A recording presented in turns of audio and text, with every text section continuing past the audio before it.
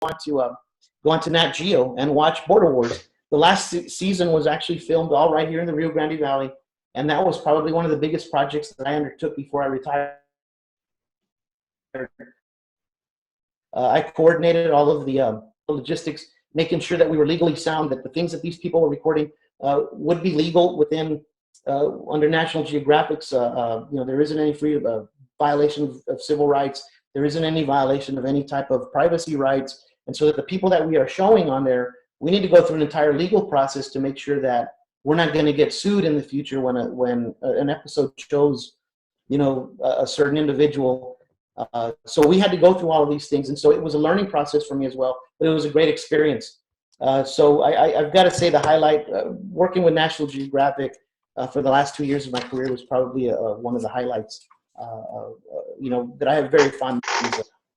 So with that, I would like to open it up to any of you who may have a question, either in San Benito.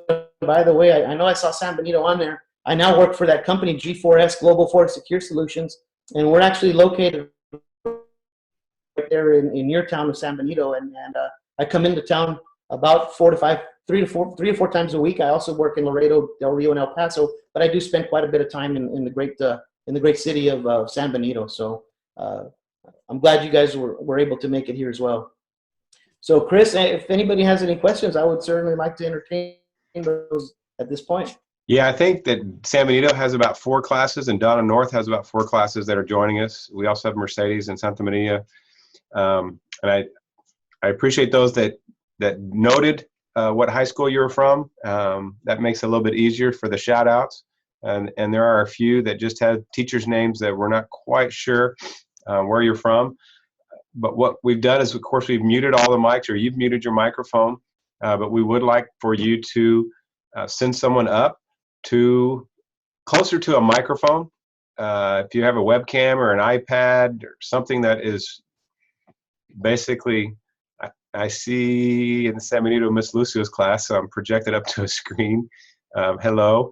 What we want to do is, again, at this time, field any questions. So if you want to make yourself visible, we can't have 3 questions at once, but we'd like to have some kind of order. That's why it's great when you have video, because then we can say, hey, you there in the orange shirt, Miss Lucio's class with the beanie on, yes, turn around, how you do it.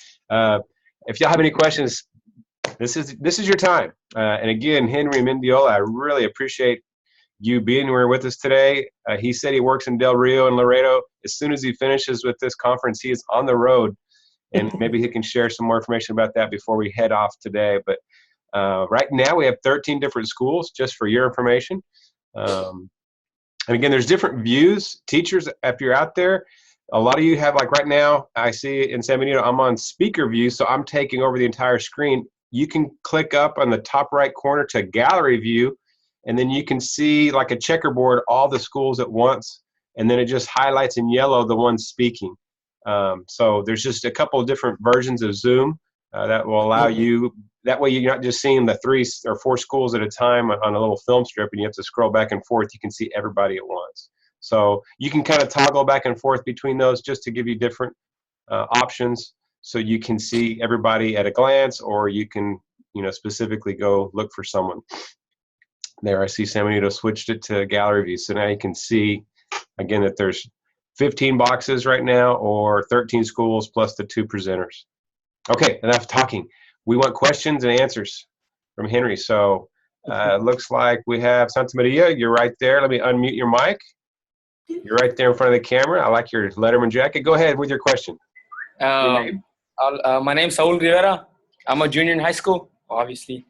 And I wanted to ask a question of how many years did it take you to achieve all those goals of yours? Well,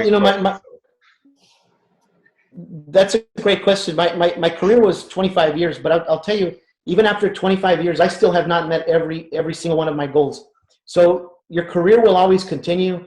You're always going to, when you accomplish a goal, you're always going to look for the next one. And so that's what's important is, I mean, like I said, I've accomplished quite a bit throughout my 25-year career, but I continue to progress. And it's funny that you asked that, because when I came on to work for this company now as a private contractor a year ago, I thought, wow, great. They gave me the Rio Grande Valley, Del Rio, and Laredo. That's a great region. But I thought, well, what's it going to take for me to take the entire state of Texas? And so I started working towards that goal. I started talking to my boss, and I said, look, boss, your guy that runs El Paso and the Big Bend, he's in Tucson. He's kind of far away. I'm already in Texas. So my next goal was to take over the state. And you know what? Within about 2 months, my boss said, you know, Henry, you know the people in El Paso because you work there. So I'm going to give you the entire state of Texas. And now I started thinking, well, what's going to happen when my boss retires? Because right now it's just my boss and me. And then it's everybody else that works with us and supports the program. So my next goal is when Danny moves out, I would really like to get into that job. So I can never tell you that my goals will ever be, that all of my goals will ever be met, because you're always going to strive for the next one. And so that's a good question. And I'm going to urge you to continue to strive for the next goal. Just continue to reach the next level, and then go to the next one, and don't stop until like I said, when it doesn't feel right, then it's time to go. Thank you. Thank you. Thank you, so good question. Next, who else has a question out there in TV land?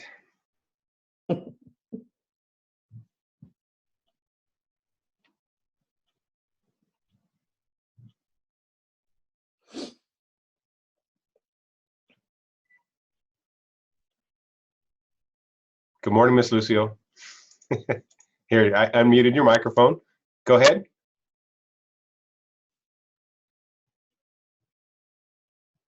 I'm having trouble hearing. Your microphone's not coming through. I don't know if you need to check your settings. I did get a chat from y'all that Jesse Muniz has a brother, Alex, from Gear Up Class of 2011, the boy in orange.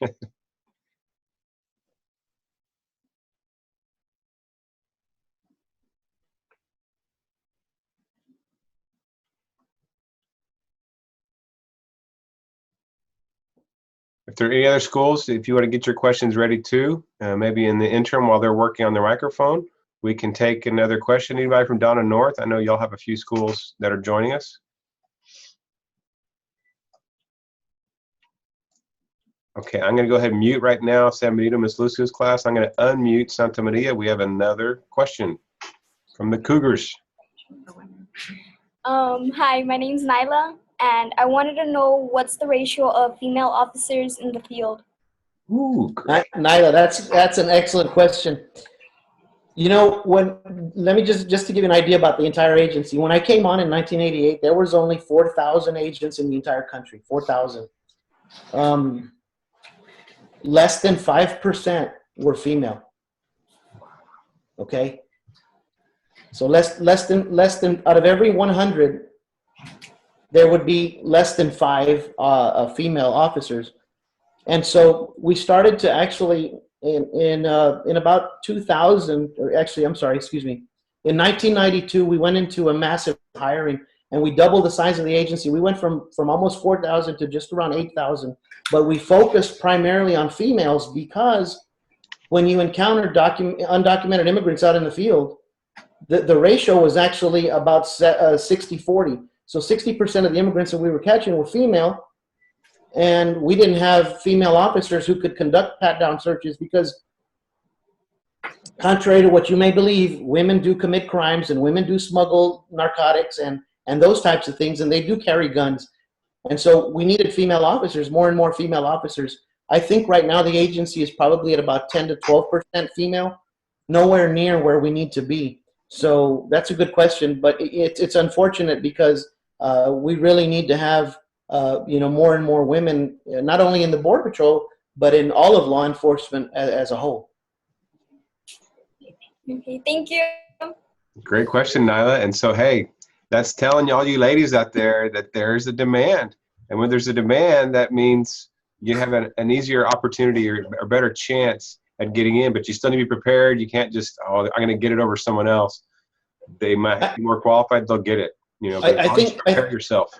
I think to add to that, Naida, is the fact that the majority of us here in the Rio Grande Valley speak a second language, and that's a great benefit when you come into any law enforcement agency, because anytime you could speak a second or a third language, that's a great advantage to those people who can only speak one language. So not only that, but you understand the culture as well. So, that's a great benefit to you. Great.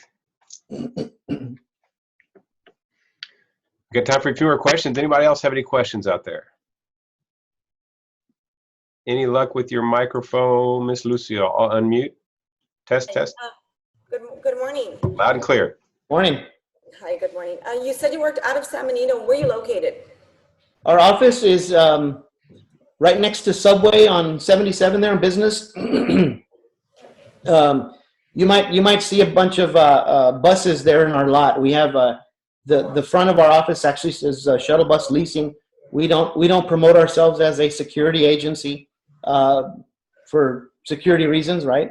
The majority of what you'll see, the majority of the activity that you'll see around our office, vans moving in and out, because we do all of the transportation for Customs and Border Protection. Oh, thank you. And what do you require to start working there, transport? Well, as a contract worker, what we require a background in law enforcement, a military background, or a 4-year degree in any 4-year degree. We do, however, focus on criminal justice majors, but those are the 3 requirements. You must have at least those 3. At least one of those 3 requirements in order to get into the first phase, and that's as a contract worker. The other requirement is that you have to have a clear background credit history. In other words, you can't have any late payments. You can't be overextended. That for security reasons as well, we need to make sure that the integrity of our employees' payment history is intact. Can you go a little bit more into detail with that, because they don't understand the extent of that? Absolutely. When people lend you money, everybody says, well, it's real easy. We'll just swipe the credit card, right? But that money is not your money. That's money that's being lent to you by a bank. And so when you swipe a credit card, you're responsible to pay that money back, whether it's a car loan or a credit card or a student loan. It's important that you pay that money back, because what happens is, if what we call the debt to income ratio is too high, in other words, you owe more people money than the amount of money that you make, then you become a security risk, because it's easy for someone to come up to you and say, hey, if you go to Mexico and smuggle this person through your job, I'll pay you $10,000. And you're going to say, well, for 10 grand, yeah, that's a great deal. I'll go break the law because I can. And I can probably get away with it because I'm in law enforcement, and I'll take these $10,000 and I'll pay all those credit. And so when we see you owe more money than you make, and you're not responsible in paying, that's a red flag to us, because you're not responsible, and 2, you're a security risk because you are subject to corruption. Wow. And that's key. That's key, and not only not only in the Border Patrol, but in any law enforcement position. One of the first things that they do is they run your education background, and then they run your financials. Those are the Great information. Thank you, Henry. Okay, everybody, just to let you know, Henry is getting ready to get on the road to head to Laredo. I think we have time for one more question. Would that work, Henry? Sure, absolutely. Road by 10. But these are great questions and super answers. I'm going to go ahead and mute Miss Lisette's classroom. Anybody else? Donna North, the other San Benito classrooms, Mercedes, if you're still with us. Yeah, Mr. Mendez's class and Mercedes. Anyone else have any questions? We'd love to have us meet your needs. Sure. I can fill some of those positions. Okay, guys. Miss Nancy? Yes. We're leaving. Oh, okay. Thank Thank you. you for joining us. I appreciate it. Just a quick promo again. At 10:30, we have another session. Those that are with us now, we're going to have Irma Chapa, who Henry hired. You want to tell us a little bit about that? Absolutely. And I mentioned that I stood up the communications division back in 2008. And Irma Chapa, who was with Channel 4 News, she was a news anchor for many years. graduated from Sam Houston State University. She applied for the position of a mission support specialist, and she came on board to work on our external communications piece. She did a lot of community and congressional relations. As a matter of fact, she now coordinates all of the Senate visits to the Rio Grande Valley by all of the senators. But Irma worked for me until I was retired, and as we would have it, she has actually taken my place in a civilian position and is now the director of the communications division. And so she basically replaced me when I left. Awesome. Great story. And you're going to hear from her next for those that can join us. Again, we will be taping these sessions. I know Ms. Angie just asked. As soon as I can get these links, basically when we end the session and I leave the meeting, it starts saving it to my computer, and I just need to go re-access that link, and then I can send it out to those that need you. So we'll share that at a tech meeting or Garrett Facilitator training, more details on that so that you can. They're requesting, Henry, that we share them out to the students that could not participate because they're in a different class at this time, maybe just a regular math or English and not in criminal justice or what have you, because we have different scenarios at different campuses. But again, you've got a wonderful story that they would love to hear, and you answered some great questions. So although the tape version won't have their specific questions, hopefully we'll get them answered through the other kiddos that had a question that might deal with something they had a concern about. Anything else? We are almost out of time, folks. Last chance.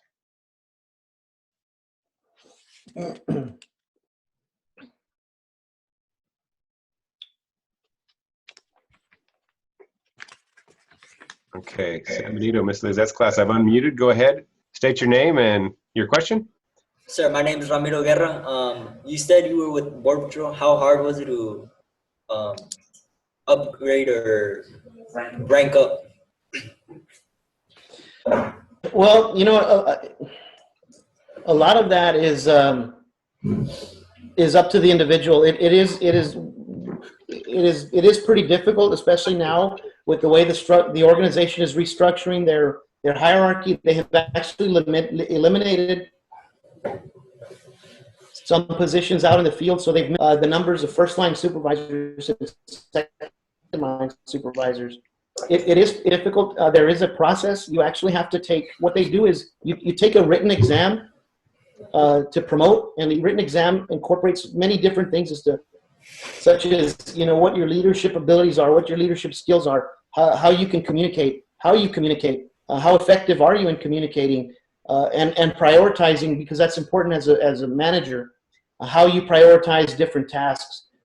And so they give you an exam where they actually just give you a bunch of papers and they say, you've been on vacation for 2 weeks, and here's a stack of things that have happened over the last 2 weeks, and you need to address them. And so you need to sit there and actually prioritize these. And so once you go through this battery of exams, then they will take you to interview you. And if you pass the interview, then you would be next in line for the next promotion. It is very difficult, but it's not impossible. I think a lot of your career will prepare you for the next step, but you need to have that goal in mind so that you can start working on it 2 or 3 years before you get there. I personally did not want to promote. I wanted to be a field agent, and I was a field agent for 12 years. I did not become a supervisor for 12 years simply because I enjoyed the work I was doing. For about five years that I was at Falfurrias, I was a dog handler, and that was a great part of my career. And I constantly am reminded of those days. And I was enjoying the work so much that I really didn't I knew I wanted to promote someday. I just didn't want to do it at that point. So I waited about 12 years before I did it. But then subsequent to that, it was about every 3 years until I retired that I got promoted. And again, it was because I had those goals in mind and those ambitions, and I pursued them. I have a few questions about the academy. Back in 2000, if you failed something, you would have to leave the academy and retread. And now we're told that you, I guess because of the money spent on retraining and sending them back and all that stuff, now they're able to stay or go to the duty station and finish up some of the classes? It's a little different now. And going back to when I said when it doesn't feel right, you need to let go.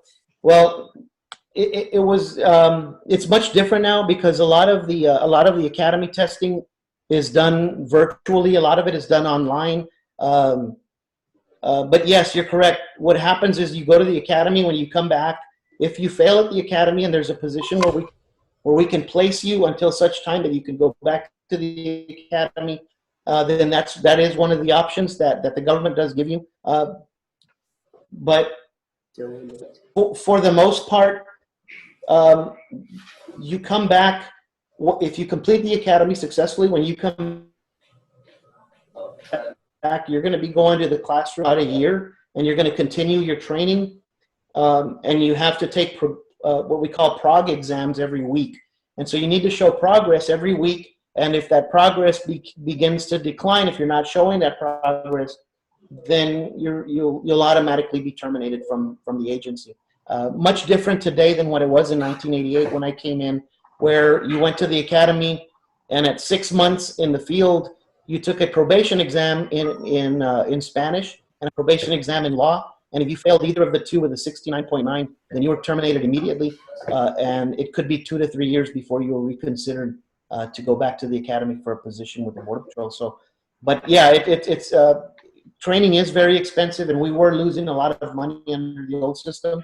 The new system is a little more efficient. And so that's the way it's structured now under the Department of Homeland Security. Great question. Thank you, Ms. Lucy. I'm going to go ahead and mute you. I hope we got all your questions answered. If not, please join us. Ms. Emer Chapa will be doing the 10:30. I've kind of cut into some of the buffer zone that Henry gave us because he does need to get on the road. He's got to get to Laredo. It's bad weather. I do not want him to drive dangerously fast on these slick roads. But I wish you well. I can't thank you enough, Henry, for your time this morning and for addressing the students in all these classrooms. And once again, we here at Region 1 Gear Up really appreciate your service that you've given us for the 25 years and of course today's hour that you gave us. And again, I will share this link with you and I'll stay in touch with you and hope we can do this again in the future. Absolutely, Chris. I appreciate you giving me the opportunity. Before I go, though, I would like to tell a quick story that was told to me when I was growing up, and I thought it was very significant, and I still carry that story with me. And it's regarding you as a student and you and your future. And the story kind of goes like this: there was a little village in the middle of nowhere, and there was only one guy that you could go to for counsel. He was the wise man at the top of the mountain. And there was this one kid. He was a sophomore in high school, and he already knew everything. And he knew that he could outsmart the wise man at the top of the mountain. And so in his mind, what he was going to do is he was going to take and put it in his hands, and he was going to go up to the wise man, and he was going to show him his hands, and he was going to ask the wise man, and he said, if the wise man guesses that I have a bird, well, it was probably just a lucky guess. He says, but then I'm going to ask the man, is this bird alive or is it dead? And he said, now, if he says it's dead, well, I'm going to open my hands and show him that the bird is actually alive. Now, if he says that the bird is alive, well, I'm just going to kind of squash the bird and kill him and then tell him, no, you're wrong. See, it's dead. And so he knew he was going to outsmart the wise man. So he goes to the top of the mountain, he knocks on the door, and he has the little bird in his hand. He says, hey, Mr. Wise Man, I got a question. He goes, what do I have in my hand? And the wise man said, well, you have a bird. And he said, lucky guess. He says, okay, but is the bird dead or is it alive? And the wise man looked at him and he said, son, the answer is in your hands. So, I wanted to convey that message simply because as a student right now, 15, 16, 17 years old, your future is in you. That you start making decisions today and getting ready for the future because the future is in your hands. So with that, I've got to get going. I appreciate the opportunity to everybody for listening to me and giving me the opportunity to speak to all of you. Chris, thank you for the invitation. Say bye. Let it go. Bye. Thank you. Bye. Awesome. Thank you. Great job today. Thanks again, Henry. Everybody, you can individually leave or I'll stop the meeting here and then we'll all be logged out. But again, great job, Henry. Thank you. I wish I could give you a high five from here. Thanks a lot. I'm going to sign out, Chris. I really got to get moving. I appreciate the extra time. Drive carefully, and we'll be in touch. if there's anything I can do for you in the future, by all means, you've got my number. I'll be glad to help you out wherever I can. Excellent. And I will take you up on that. I promise. Okay. Take All care. right. Thanks again. All right. All right. Bye-bye. Everybody else, we're going to sign out. I will stop the recording. Again, this is a taped version. I will tape all 4 sessions, God willing, that I don't forget. But I've been pretty good about that. And I will make sure that I can share out those links when y'all request those, so you can get the information out to your class. And that way you can stop and start and make a lesson out of it if you like. Listen, I'm going to go ahead and sign out because we already have people logging in for the 10:30 session that they're starting early. So I know there's a lot of interest in this topic, criminal justice, and I appreciate you being with us. But I will stop now, and we'll see you hopefully at 10:30. Thanks.